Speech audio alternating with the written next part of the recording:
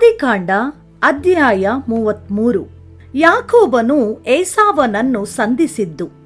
ಯಾಕೋಬನು ಕಣ್ಣೆತ್ತಿ ನೋಡಿದಾಗ ಏಸಾವನು 400 ಮಂದಿ ಮನುಷ್ಯರ ಸಮೇತ ಬರುವುದನ್ನು ಕಂಡನು. ಆಗ ಅವನು ಲೇಯಳಿಗೂ ರಾಹೇಲಳಿಗೂ 2 ದಾಸಿಯರಿಗೂ ಅವರವರ ಮಕ್ಕಳನ್ನು ಒಪ್ಪಿಸಿ ಅವರನ್ನು ಬೇರೆ ಬೇರೆ ಮಾಡಿ, ಮುಂದುಗಡೆಯಲ್ಲಿ ದಾಸಿಯರನ್ನು, ಅವರ ಮಕ್ಕಳನ್ನು, ಅವರ ಹಿಂದೆ ಲೇಯಳನ್ನು, ಆಕೆಯ ಮಕ್ಕಳನ್ನು, ಕಟ್ಟಕಡೆಯಲ್ಲಿ ರಾಹೇಲಳನ್ನು, ಯೋಸೇಫನನ್ನು ಬರಮಾಡಿದನು. ತಾನೇ ಅವರ ಮುಂದಾಗಿ ಹೋಗಿ ತನ್ನ ಅಣ್ಣನಿಗೆ ಸಮೀಪಿಸುತ್ತಿರುವಾಗ 7 ಸಾರಿ ನೆಲದ ತನಕ ಬೊಗ್ಗಿ ನಮಸ್ಕರಿಸಿದನು. ಆದರೆ ಏಸಾವನು ಅವನನ್ನು ಎದುರುಗೊಳ್ಳುವುದಕ್ಕೆ ಓಡಿ ಬಂದು ಅವನ ಕೊರಳನ್ನು ಅಪ್ಪಿಕೊಂಡು ಮುದ್ದಿಟ್ಟನು. ಅವರಿಬ್ಬರು ಕಣ್ಣೀರು ಸುರಿಸಿದರು. ತರುವಾಯ ಏಸಾವನು ಕಣ್ಣೆತ್ತಿ ಆ ಸ್ತ್ರೀಯರನ್ನು ಮಕ್ಕಳನ್ನು ಕಂಡು, ನಿನ್ನ ಜೊತೆಯಲ್ಲಿರುವ ಇವರು ಯಾರೆಂದು ಕೇಳಲು, ಯಾಕೋಬನು ಅವನಿಗೆ, ದೇವರು ನಿನ್ನ ಸೇವಕನಿಗೆ ಅನುಗ್ರಹಿಸಿಕೊಟ್ಟ ಮಕ್ಕಳೇ ಇವರು ಎಂದು ಹೇಳಿದನು. ಆಗ ಅವನ ದಾಸಿಯರಿಬ್ಬರು ತಮ್ಮ ಮಕ್ಕಳನ್ನು ಕರಕೊಂಡು ಹತ್ತಿರಕ್ಕೆ ಬಂದು ನಮಸ್ಕಾರ ಮಾಡಿದರು. ಆಮೇಲೆ ಲೇಯಳು ತನ್ನ ಮಕ್ಕಳೊಡನೆ ಬಂದು ಅಡ್ಡಬಿದ್ದಳು. ಕಡೆಯಲ್ಲಿ ಯೋಸೇಫನು ರಾಹೇಲಳು ಬಂದು ಎರಗಿದರು. ಏಸಾವನು, ನಾನು ದಾರಿಯಲ್ಲಿ ಕಂಡ ಆ ಪಶುಗಳ ಹಿಂಡುಗಳು ಯಾತಕ್ಕೆ ಎಂದು ಕೇಳಲು, ಯಾಕೋಬನು, ಸ್ವಾಮಿಯವರ ದಯ ನನಗೆ ದೊರಕಬೇಕೆಂದು ನಾನು ತಮಗೆ ಕಳುಹಿಸಿಕೊಟ್ಟೆನು ಅಂದನು. ಏಸಾವನು, ತಮ್ಮನೇ, ನನಗೆ ಬೇಕಾದಷ್ಟು ಆಸ್ತಿಯುಂಟು, ನಿನ್ನದು ನಿನಗೆ ಇರಲಿ ಅನ್ನಲು, ಯಾಕೋಬನು, ಹಾಗೆ ಅಪ್ಪಣೆ ಕೊಡಕೂಡದು. ನೀನು ನನ್ನ ಮೇಲೆ ಕಟಾಕ್ಷವಿಟ್ಟು ನಾನು ಸಮರ್ಪಿಸುವ ಕಾಣಿಕೆಯನ್ನು ಅಂಗೀಕರಿಸಬೇಕು. ನಿನ್ನನ್ನು ನೋಡಿದ್ದು ದೇವರನ್ನು ನೋಡಿದ ಹಾಗಾಯಿತು. ನನ್ನನ್ನು ಪ್ರೀತಿಯಿಂದ ಅಂಗೀಕರಿಸಿದ್ದೇ ವಿಶೇಷ.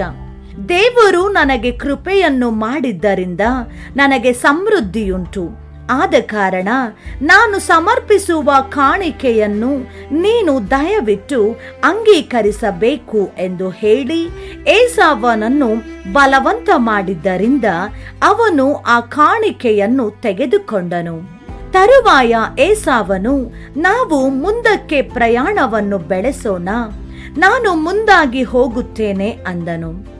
ಅದಕ್ಕೆ ಯಾಕೋಬನು, ತನ್ನ ಮಕ್ಕಳು ಎಳೆ ಪ್ರಾಯದವರು, ಅದಲ್ಲದೆ ಈದಿರುವ ದನಕುರಿಗಳು ನನ್ನ ಬಳಿಯಲ್ಲಿರುವುದು ಪ್ರಭುವಿಗೆ ತಿಳಿದಿದೆ. ಒಂದೇ ದಿನ ಹೆಚ್ಚಾಗಿ ದಾರಿ ನಡೆಸಿದರೆ ಆಡು ಕುರಿಗಳೆಲ್ಲವೂ ಸತ್ತು ಹೋದಾವು. ತಾವು ದಯವಿಟ್ಟು ಸೇವಕನಿಗಿಂತಲೂ ಮುಂಚೆ ಹೊರಡಬಹುದು. ನಾನು ನನ್ನ ಮುಂದಿರುವ ಆಡು ಕುರಿಗಳ ನಡಿಗೆಗೂ ಮಕ್ಕಳ ಶಕ್ತಿಗೂ ಸರಿಯಾಗಿ ಮೆಲ್ಲ ಮೆಲ್ಲನೆ ನಡೆದು ನನ್ನ ಪ್ರಭುವಿನ ಸೀಮೆಯಾಗಿರುವ ಸೇಯೀರಿಗೆ ಬರುತ್ತೇನೆ ಅಂದನು.